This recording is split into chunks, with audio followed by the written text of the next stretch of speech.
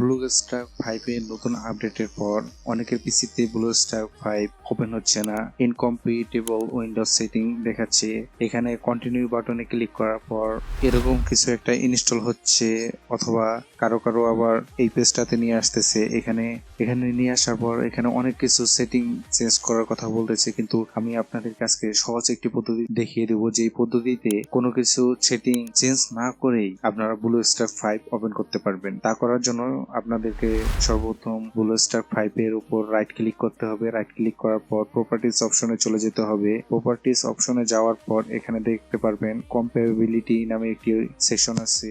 এই সেকশনে ক্লিক করার পর run this program as an administrator এটাতে ক্লিক করে অ্যাপ্লাই এ ক্লিক করে দিবেন। অ্যাপ্লাই ক্লিক করার পর ওকে বাটনে ক্লিক করবেন। এখন আমরা BlueStack 5 ওপেন করব। ওপেন করার জন্য সিম্পলি ডাবল ক্লিক করব।